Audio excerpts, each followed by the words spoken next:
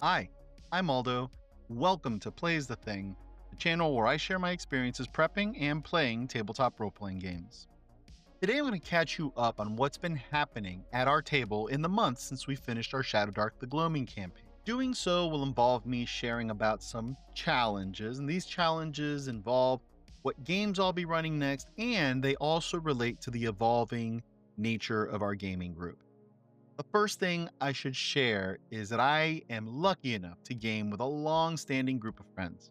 Some of us have known each other for over 50 years, and gaming has been the glue that's held us together for decades. Therefore, the social aspect of gaming is the primary motivator for gathering on Saturdays and will always supersede other role-playing concerns. That being said, our Saturday group fluctuates between 3 different modes of play. The first of these modes is the Gangs All Here mode, which is when the whole friend group shows up. That means we have about 8 to 10 players at the table and 1 GM.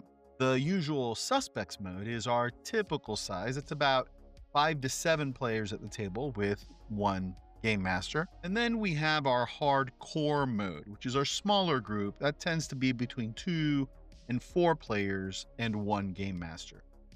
What we play is often determined by what mode we're in, at least when I Game Master. Now, the common denominator for this group is D&D style fantasy, so that's what I'll offer when we're in the Gangs All Here mode. There's more flexibility in the Usual Suspects mode, and at that point players will accept space opera or horror, sometimes a little superheroes, but still D&D fantasy is the preference for the Usual Suspects. Our Hardcore mode is quite different. Indeed, when we are in a hardcore mode, we try our hardest not to play fantasy, certainly not D&D style fantasy, because that's our opportunity to really experiment with new game systems and kind of like stretch ourselves beyond our comfort zone.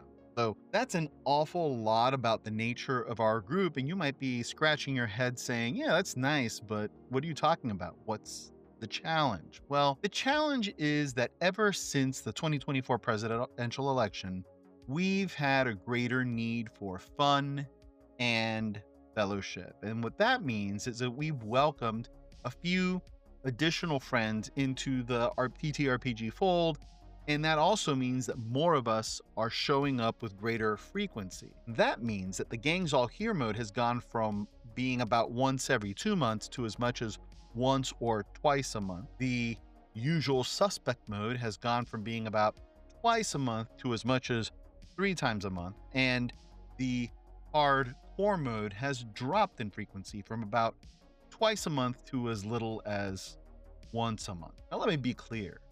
I think this is awesome. I love seeing more of my friends on a more regular basis, and I hope that we continue to have this turnout. However, the new dynamic does affect my prep, or at least I decided that it should. In the old days, this was my strategy. I always tried to prep at least 2 games that I could juggle for the Usual Suspects, and I tried to make it so that one of those games would be expandable for the Gangs All Here situations. With those games in place, I then dabble with other systems, developing material for a host of other games that I could whip out on a day when hardcore mode was on the table. This approach worked really well ever since COVID, which is when we started online play. But given the more recent dynamic, I decided to do something different. My approach to hardcore and Usual Suspects modes didn't change at all, but I decided to develop one dedicated Gangs All Here game.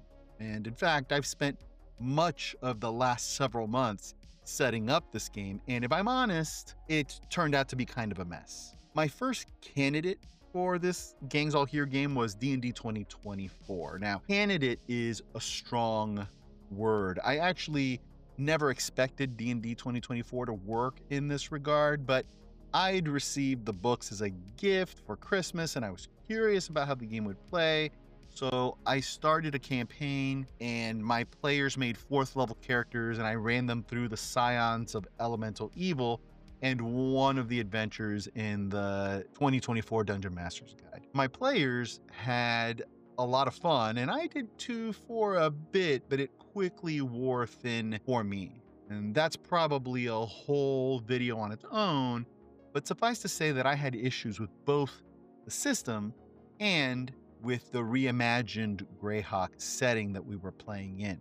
However, because my players enjoyed it, I decided to give D&D 2024 another chance. This time, I created an original setting and started the PCs at first level.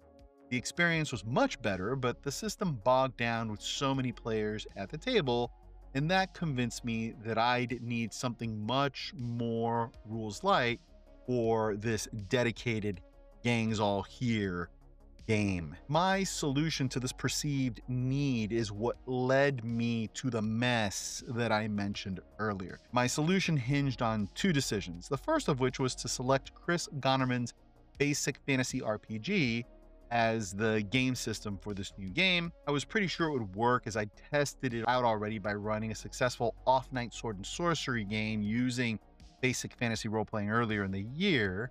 I also figured that it's really familiar, so the group would have no trouble understanding it, and it's rules light, so I knew it would play quickly at the table with so many players involved. My second decision was to run the group through the Halls of Arden Mega Dungeon. Why did I make that choice? Well, I like that it's got a lot of lore, history, and relationships to figure out, so it wouldn't be straight combat all the time, or at least it shouldn't be. I like that it's huge. Frankly, it was that last point that was the real selling point. I figured that after the initial setup, I wouldn't have to spend too much additional energy prepping for Gangs All Here gaming if I was running the Halls of Arden. I'd always have something ready to go, which meant that I'd be able to focus on developing my other games. It didn't work out. We ran 4 sessions. The players seemed reasonably into it during the first session. There was some light exploration, some lore acquisition, there was a little bit of role playing at the Roadhouse, and the players or the characters found entry into the hidden chambers under the Pyramid of Thoth. That was great. However, during the second session, the PCs went down into the Pyramid of Thoth and ran afoul of some halflings. They chose combat over negotiation. The players would say extortion, and they're not wrong, but they chose to fight instead of negotiating or discussing with the halflings. And as a consequence, they lost one of their number before retreating and heading back to the Roadhouse. Now, the loss of this character was unfortunate, but it wasn't a huge crisis. Unlike our Dolmenwood game, the players understood that character death would be a part of the Halls of Arden experience, so the player just made another character and ventured back in with the rest of the player characters into the pyramid again. So the next session saw them return to the halflings after they'd healed up, and this time the halflings made a show of force by attacking the party, before then offering the player characters an opportunity to parlay. However, the PCs turned down that offer, pressed the fight, and lost 4 more PCs. That hurt. The players kind of licked their wounds and said, all right, I think we'll play it different next time. Unfortunately, on our final session, the PCs decided to avoid the halflings and search for another way into the ruins of Arden.